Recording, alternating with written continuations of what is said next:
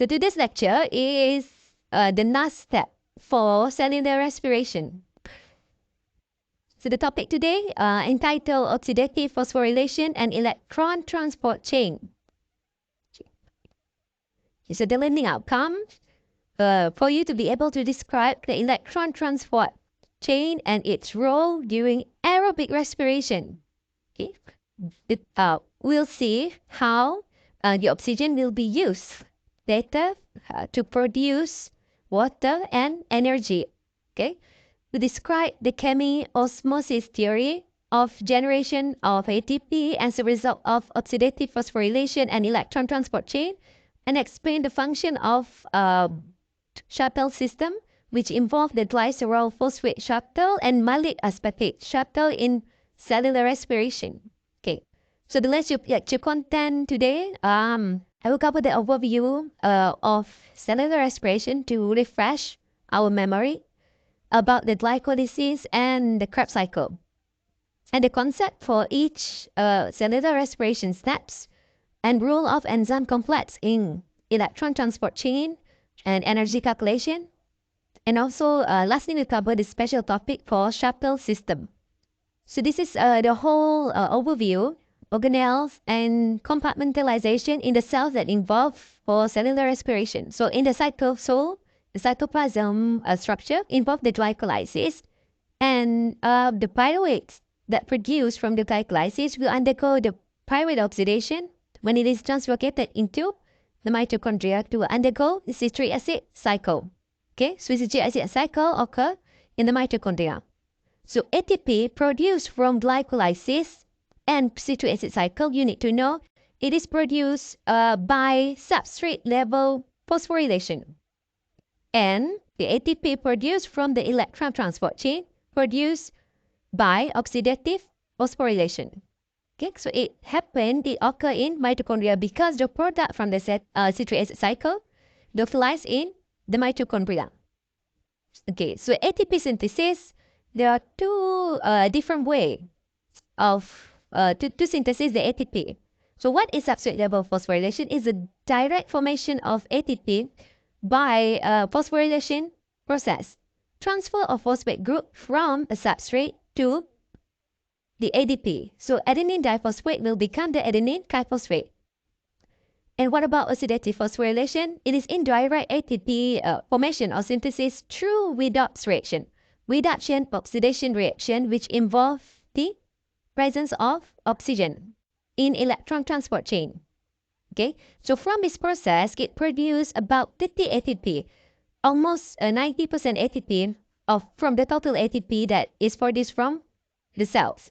Okay, so let's see about the substrate level phosphorylation. So this is the substrate. So the phosphate group from the substrate is transferred to adenine diphosphate through phosphorylation process by the action of kinase enzyme. So the kinase enzyme helps in catalyze the phosphorylation of the substrate, transferring the phosphate group to the ADP, so that the ADP will be converted into the ATP. That is the substrate level phosphorylation. And in electron transport chain, production or synthesis of the ATP occur by oxidative phosphorylation. So we'll see each steps in the production of the ATP from the oxidative phosphorylation. Okay, so oxidative phosphorylation is the last stage of cellular respiration. This is the illustration of the oxidative phosphorylation process. So it involves the electron transport chain, okay, and chemiosmosis process. Okay, so electron transport chain, there are three main things that you need to remember. Chain of enzyme complex that involve in electron transport chain. And also it main source energy, and it occur in mitochondria. So what is electron transport chain? Is a chain of reaction of electron transfer from organic compound, in this case from the glucose, from the first part to oxygen. The last electron acceptor is the oxygen that later on will releasing energy in a form of ATP. So this process is known as oxidative phosphorylation. So in aerobic respiration, the final electron acceptor is oxygen molecule, okay, and it takes place in inner mitochondrial membrane, and it is the final stage of cellular respiration. So electron transport chain involve the electron flows from high energy level to low energy level. Okay, so from the food contain high energy, breaking down by the first and second stage of metabolism until it releases the energy in the form of NADH and FADH2.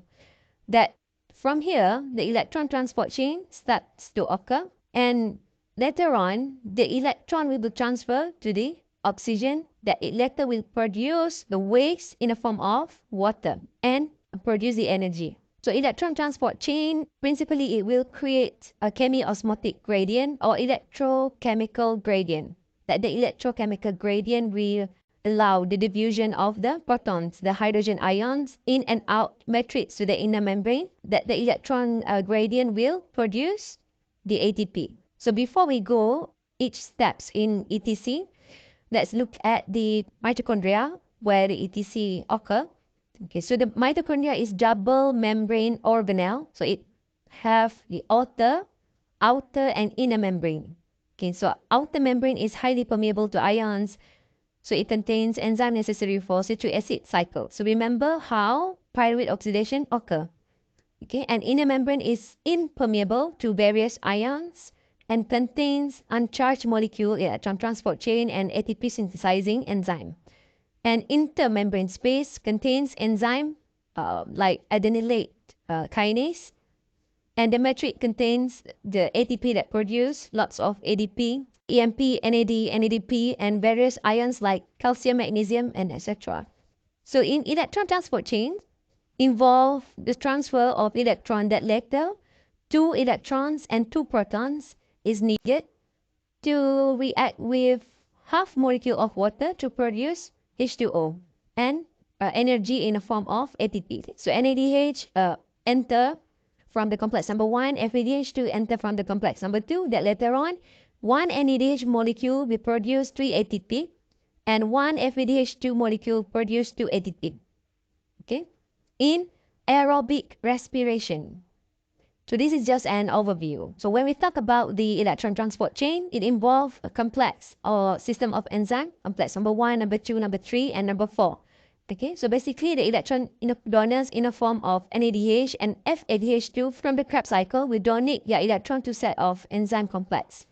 Traveling of the electron will cause pumping of hydrogen ion from the matrix into the intermembrane spaces, that later it will create the electrochemical gradient. More hydrogen ion located in intermembrane space. So what happened is that this higher concentration of hydrogen will travel back to matrix. But you need to know that this inner membrane is not permeable to hydrogen ion. So it needs the help from the ATP synthase in chemiosmosis to help to bring the hydrogen back to the matrix. Okay? So the components of ETC, you need to remember the electron carriers in the form of flavin mononucleotide and also iron sulfur cluster, FMN, FES, and also ubiquinone, cytochrome C. So this is the electron carrier. We would bring the electron from one complex to another complex. We call it electron carriers. And also, most important thing is the electron transport chain complex. 1, 2, 3, and 4. And also the ATP synthase ion channel that will involve in the chemiosmosis. Electron carrier, flavin mononucleotide, ubiquinone or coenzyme Q, and also the cytochromes A, B, and C. An electron complex consists of 4 different enzyme complex. The complex number 1 known as NADH dehydrogenase complex. Number 2, succinate dehydrogenase complex, cytochrome C reductase, and cytochrome C oxidase. We'll go one by one. NADH dehydrogenase complex, also known as NADH oxidoreductase. So from the nomenclature, you can expect what is the reaction can occur in complex number 1. So dehydrogenase, what does it mean by dehydrogenase? Removing of hydrogen from NADH in complex number 1. So this is the entry for NADH. So NADH will enter the electron transport chain from the complex number 1, where it involves the transfer of 2 electrons from the NADH to coenzyme Q.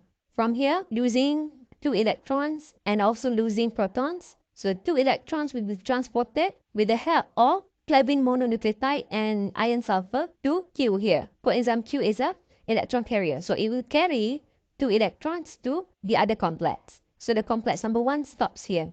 Okay. At the same time, from the conversion of NADH to NADH+, it will translocate 4 hydrogen ion from the matrix to intermembrane. So it will create the hydrogen ion gradient in the intermembrane. Okay, that is the complex number 1. How about complex number 2?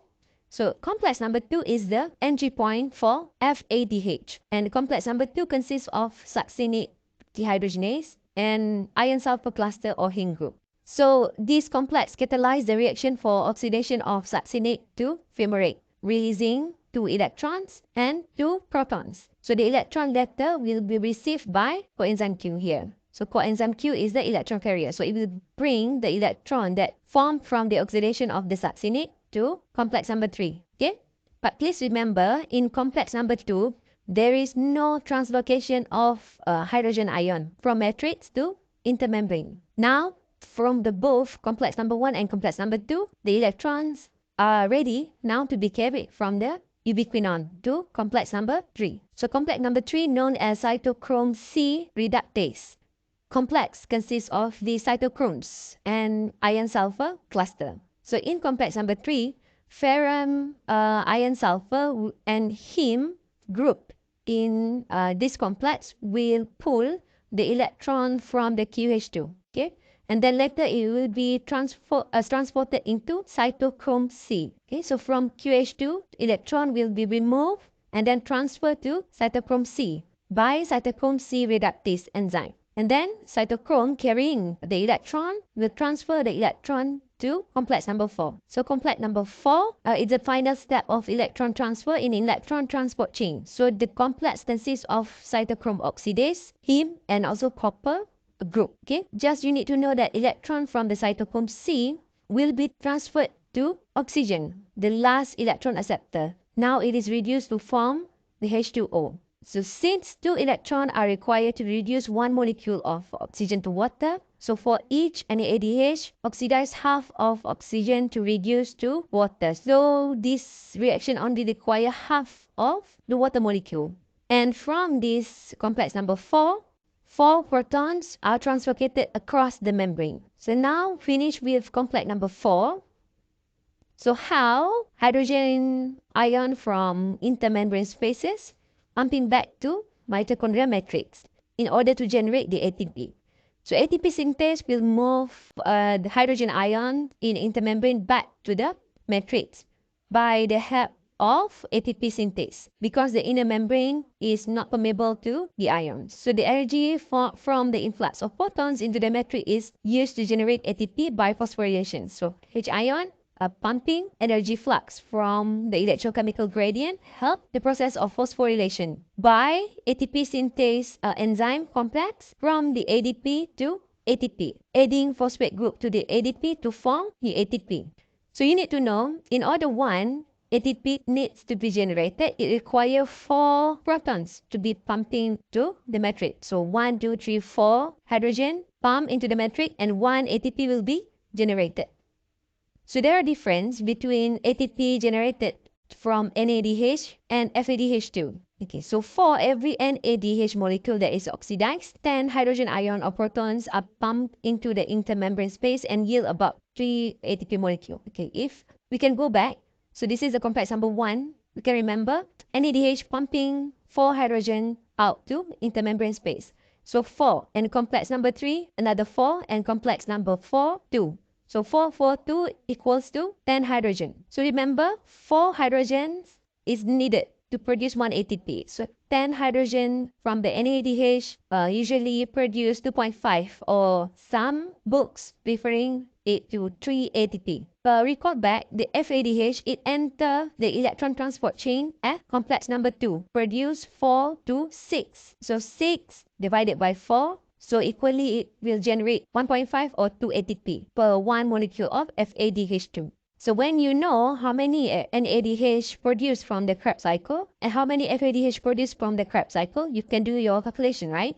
Okay, look at this one first. How we get this 32 or 34. Depends on different condition. Okay, and in cytoplasm, from the glycolysis, produce 2 ATP, and in citric acid cycle in mitochondria, it produce 2 ATP. But this 4 ATP comes from substrate level phosphorylation. So this is the total ATP comes from electron transport chain. So the total 34 from electron transport chain plus 4 from substrate level phosphorylation, total 38 ATP. Produced from 1-glucose metabolism. So 1-glucose with the presence of the oxygens produce waste, carbon dioxide, and H2O produced from the electron transport chain, and also energy in the form of ATP. So that's it. So there are special cases where NAD recycling in cytoplasm. So the fate of cytosolic NADH located in cytoplasm either involved in aspartate malate shuttle if it is occur in liver or heart, or in muscle membrane. It is known as glycerol 3-phosphate shuttle. Let's look at the aspartate malate shuttle. In cytosol, NADH can be recycled into NAD+. Okay, if you remember, oxaloacetate is reduced to form malate using NADH as electron donor. Okay, so this reaction catalyzed by malate dehydrogenase enzyme. Okay, from NADH, losing electron, losing proton, become NAD+. So this malate can be transported into the matrix of mitochondria. Okay, why malate can be transported? Because it has its special transporter. So, but not for NADH. Okay, so it need to be converted into malate first. So the malate can undergo oxidation in the last step of Krebs cycle. Glycerol 3-phosphate shuttle. This is quite tricky. So the purpose is to reoxidize NADH in cytoplasm from the glucose to pyruvate in glycolysis, releasing NADH. So NADH, if you remember, glycerol 3-phosphate can be reversed to a DHAP, dihydroxy acetone phosphate, by the help of glycerol 3-phosphate dehydrogenase. So this glycerol 3-phosphate dehydrogenase located in the cytosol. Okay, the cytoplasmic glycerol 3-phosphate dehydrogenase will reduce DHAP to glycerol 3-phosphate. NADH, produced from glycolysis, help to convert dihydroxyacetone to glycerol 3-phosphate. It needs to be converted in these forms. This glycerol 3-phosphate oxidized back to this form with the help of glycerol 3-phosphate dehydrogenase bound to intermembrane space. FAD will be reduced to FADH2. Okay, FADH2 carry 2 electrons. Enter electron transport chain, complex number 2. So the purpose of this shuttle is to transfer the electron in the cytosol mitochondria. So NADH produced from TCA cycle generate 2.5 ATP or 3 ATP. So it enter ETC at complex number 1. Then hydrogen pumping from complex number 1 to number 4, total 10. So you need to know the difference between NADH produced from TCA cycle located in matrix and also NADH produced from glycolysis yang dari cytosol. So that is glycerol 3-phosphate shuttle. So for cellular respiration, for aerobic respiration, glycolysis, Krebs cycle, and electron transport chain, net ATP will be produced for about 36 to 38 ATP. And for anaerobic, from the glycolysis, pyruvate converted to lactic acid or ethanol, net ATP is 2.